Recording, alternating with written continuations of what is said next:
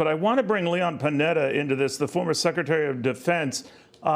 Secretary, thank you for taking the time. One of the things that keeps coming up is, and it goes along by and large party lines, but criticism about the way all of this was handled did seem to be a bipartisan theme, some going further back to say it's the fault of other administrations. But you did recently say, Secretary, that you thought this was Joe Biden's Bay of Pigs, his worst nightmare.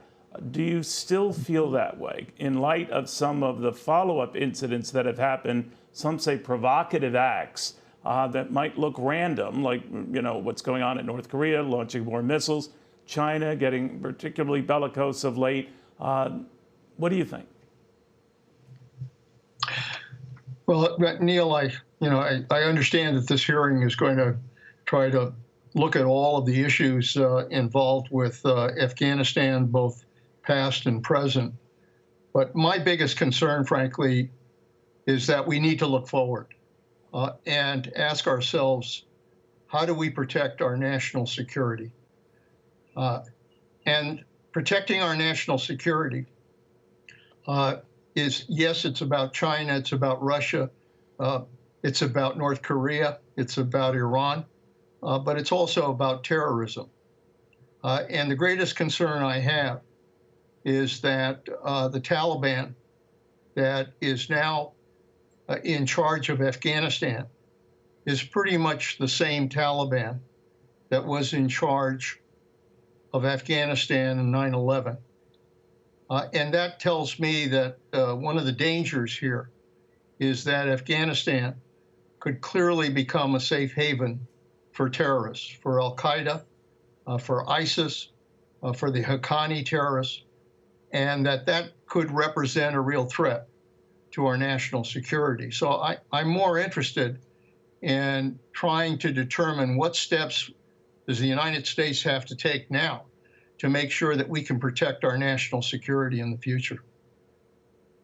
Well, we can't protect it in Afghanistan, right? So if these groups are allowed to do whatever they want with Taliban protection, whatever differences they have amongst themselves, like ISIS-K and certainly the Taliban, if you're right, and I think you've signaled this in the past, we might have to return to Afghanistan. Well, the issue for this president and for our country is to do what's necessary to protect our national security. We've just been through a 9/11 20th anniversary where we saw what Al-Qaeda was willing to do in attacking our country and killing almost 3,000 people. We went to war to try to make sure that Al-Qaeda would never get the chance to attack our country again, and that hopefully Afghanistan would not become a safe haven for terrorism. Well, the danger right now is that this Afghanistan under Taliban control, I think will become a safe haven for terrorism.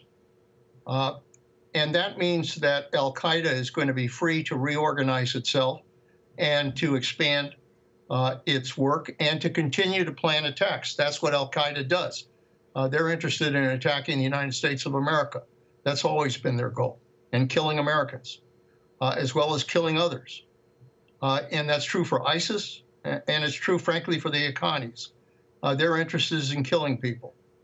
And so what we need to have is intelligence on the ground. We need to make sure that we have strong intelligence capabilities, yes, in a Taliban Afghanistan. Intelligence is smart enough to know how to do that.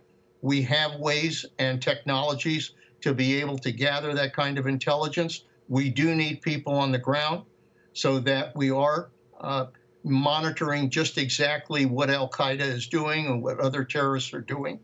And secondly, we need to have the capability to use counterterrorism operations against those targets. The president himself has said we've got to use counterterrorism. It's called over the horizon. But regardless of what you call it, we need to have special forces capabilities that can move if we identify terrorist targets who are threatening the United States of America. That is important in order to protect our security. Secretary, you always hear the big difference between the Taliban now and then is the Taliban was working with, or at least countenancing, everything that al-Qaeda was doing 20 years ago. Not so much today, particularly when it comes to this fringe group, this ISIS-K group. So we have less to worry about. Do you buy that?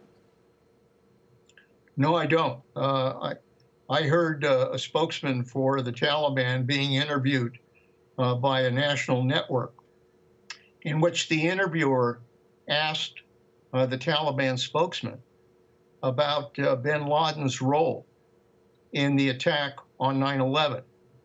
And the response was that that individual saw no evidence that bin Laden was involved in the 9/11 attack.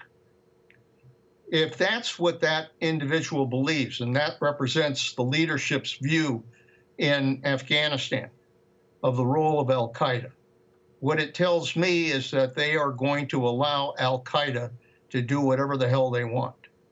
And that's dangerous. Now, you talk about you can get people on the ground and necessarily aren't troops that could be monitoring how things are going, but it's a lot tougher without troops in this environment right now, isn't it?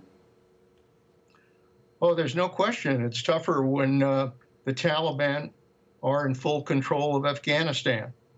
To be able to have good intelligence, it's a big country. It was tough enough to do it when we were involved in working with the Afghan government to be able to cover that country and determine where the threats were coming from. Now it's even more difficult with the Taliban in charge. In addition to that, to do counterterrorism operations, I mean, if we have to do them from bases outside of Afghanistan, whether it's a carrier, whether it's Pakistan, whether it's Uzbekistan, wherever, it's going to take more time to be able to go after those targets. And that's going to make it much, much more difficult to be able to hit the targets that could represent a threat to our security.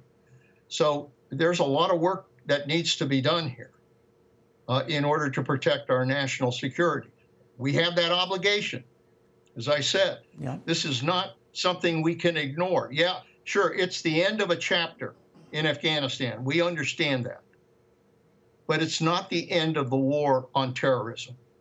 And that means that the United States is going to have to continue to be vigilant about the potential threat that we are going to be vulnerable to from what is now a Taliban-controlled Afghanistan. Secretary, do you think these 100 or so Americans, and no exact number given yet again by the Secretary of State, are going to get out of Afghanistan safely? Well, look, I think the administration has several important responsibilities here as we look forward. Number one, they have a responsibility to get all of U.S. personnel out of Afghanistan. Whether it's 100 or 150, whatever the number is, we have a responsibility to them to do everything necessary to get them out. And the same thing is true for the Afghans who fought alongside of us. Do you think they will get out? I guess do you think they will get out, Secretary? Well, we have a responsibility to do whatever the hell is necessary to get them out. Now, that means we've got to be able to track them. That means we have to be able to guide them. That means that we have to be able to find ways to be able to get them out of Afghanistan, whether they go to Pakistan, whether they go to a particular location where we can try to retrieve them. We have a responsibility to get them out. We can't just turn our backs on them, and we can't just allow the Taliban to tell us that they're going to cooperate when in fact they're not cooperating. So we got to push through this. That's number one. Number two, as I said, I think we have really got to develop our intelligence capabilities and our counterterrorism capabilities. Three, we've got to continue to put pressure on this Taliban, working with our allies to make sure that if they say they're not going to support terrorism, if they say they're going to provide women's rights, then let's see them, in fact, implement that, not just use words, but in fact do that. And then lastly, I think we've got to learn the lessons of what's happened here in Afghanistan. If we're going to deploy United States forces anyplace, we need to have a clear mission. We need to have a strategy for achieving that mission, and we need to have an exit strategy. That's a lesson we should have learned from Vietnam, and it's a lesson that we now should learn from Afghanistan. Secretary, we're learning a little bit now that, defense officials and higher-ups and those confidants of the administration were warning the president that what could ensue with our pullout. And, he took it and, weighed it and obviously went through with the withdrawal. Are you concerned about his judgment after all of this? Well, Joe Biden has a lot of experience. He knows foreign policy. He's known it for a long time. He knows, that the adversaries that face our country and what needs to be done to deal with our adversaries. Look, presidents make mistakes just like anybody else. I think the most important thing for this president to do is to be willing to accept responsibility for the mistakes and to move on, and to basically do what is necessary now to protect our national security. He made the decision. Some will support that decision. Some will oppose the decision. But in the end, I think the important thing for the United States of America and for this president is what are we going to do to make sure that America never again experiences another 9/11 attack. Secretary, you say that President Biden knows foreign policy, but on a lot of key issues over the years, he has not exhibited that knowledge, and some have criticized him for being on the wrong side of almost every important foreign policy initiative. He was against the taking out of Osama bin Laden. When you were leading the charge to take out Osama bin Laden, his concern at the time was about collateral damage. Obviously, the effort to take him out succeeded, but it was a reminder that on these key areas, maybe the president isn't as steeped or well-schooled in this or accurate in this or expert in this as he likes to say. Now, Neil, look, I've known Joe Biden for a long time. And one thing he's always done is he has raised questions about the decisions that impact on foreign policy. And that's okay. That's okay. That's what senators are responsible for doing, is to ask questions. And very frankly, as vice president, he asked the same questions. I don't have a problem with that. I think that it's important when a president has to make decisions to have people in the room that are saying and raising questions about whether or not these are the right steps to take. I think that's important to do. And frankly, I think every president, including this president, needs to have people in the room that are saying, wait a minute, I don't think this is the right decision. There are problems here. There are consequences that you have to look at. That's important to do. So I don't question Joe Biden's knowledge or his capability or his willingness to ask questions. I think that's a good thing to have. I think more questions should have been asked with regards to Afghanistan as to what the potential consequences would be so that we could take steps to deal with that. For some reason, that didn't happen. But now the issue is we have a situation in Afghanistan that represents a national security threat. We damn well better do what we have to do to protect our security. Secretary, Donald Trump has said this would not have happened if he were president. Do you believe that? No, I don't. As a matter of fact. I think it was Donald Trump's decision to get out of Afghanistan. He's the one who, at Doha, basically cut the agreement to do it. I think the Taliban, very frankly, got the best of us at Doha. They got everything they wanted, and we got very little in return. And I think he would have gotten us out of Afghanistan, as quickly as he could, and probably made some of the same mistakes. So, look, in some ways, I guess I don't question the fact that the president made the decision that it was time to take our forces out of Afghanistan. I think the question comes down to execution, and were the right questions asked in terms of were we going to effectively execute that decision in a way that would accomplish his decision, and yet do it in a way that would also protect our people and the Afghans who fought with us. That's the question that I think hopefully Congress will continue to ask, and one that we need to know the answers to in order to make sure that we don't make the same mistakes in the future. Do you think Antony Blinken should resign? No, I'm a believer that the president decides who stays and who goes in an administration. And if the president has confidence in Tony Blinken as Secretary of State, then I think he should stay. But that's a decision, frankly, between the president and the Secretary of State. Finally, when you mentioned the Bay of Pigs thing, referring to the incident with a young U.S. President JFK just a few months into office, leading this debacle that failed, it did trigger a number of tests and challenges to the new president around the world. Some say the biggest, of course, was the setup for the Cuban Missile Crisis. Do you think that some of the things that have occurred since the collapse of Afghanistan, including now North Korea launching still more long-range cruise missiles, China getting very provocative, recommending that it send ships to our seas as we send ships to their seas, even though they're not their seas, but you get my point, that these things are not happening in a vacuum. They're happening post this collapse, and it is because of that they're getting increasingly provocative and in our face. Well, Neil, look, I think the